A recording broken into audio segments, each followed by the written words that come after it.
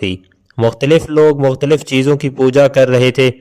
کہیں لوگ دیوی اور دیوتاؤں کی پوجا کرتے تھے تو اور کہیں لوگ جانوروں، پہاڑوں اور سیاروں اور درختوں کی پوجا کرتے تھے۔ حضرت ابراہیم کے بعد آنے والے پیغمبروں کی تعلیمات مٹ چکی تھیں اور پوری قوم مذہبی انتشار کا شکار ہو چکی تھی۔ عربوں کی مذہبی حالت کا مختصر خاکہ اس طرح ہے کہ عرب قوم بت پرست تھی۔ وہ ان کے سامنے سجدہ کرتے اور ان سے مدد مانگتے تھے۔ وہ بتوں کو خدا تک پہنچنے کا راستہ یا وسیلہ سمجھتے تھے۔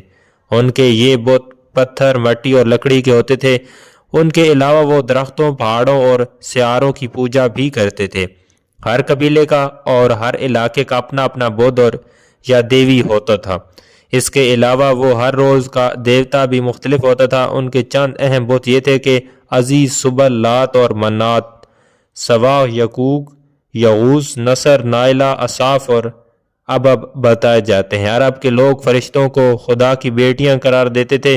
وہ خانہ کعبہ کو ایک اہم عبادت کا تصور کرتے تھے، لیکن اس میں بھی 360 بت رکھے ہوئے تھے۔ یہ لوگ بتوں کے سامنے اونٹوں اور اپنے بچوں کی قربانیاں دیتے تھے اور ان کے سامنے برہنہ ہو کر ناچتے تھے۔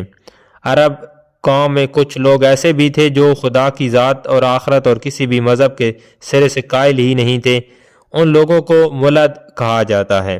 ان لوگوں کا عقیدہ تھا کہ اس دنیا کو چلانے والا یا تخلیق کرنے والا کوئی نہیں، بلکہ یہ خود بخود وجود میں آئی ہے اور اس دنیا میں جو کچھ ہو رہا ہے وہ خود بخود اور مسلسل ہو رہا ہے اور ہوتا رہے گا۔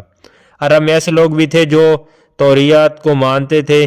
یہ اپنے آپ کو یہودی کہلاتے تھے اور یہ خود کو علم کا مالک اور عالم سمجھتے تھے۔ یہ لوگ اپنے مفادات کی خاطر تورات میں کمی اور اضافہ بھی کر لیتے تھے۔ ان کی مالی حالت کافی اچھی تھی، اس لیے یہ لوگوں کو سود دیتے تھے۔ ان کا یہ خیال تھا کہ عرب کے دوسرے لوگوں کے ساتھ دھوکہ اور فریب اور ظلم کرنا جائز ہے۔ ان کا یہ عقیدہ تو کہ ہم خدا کے عزیز اور قریبی ہیں، اس لیے وہ ہمیں جنت میں لے جائے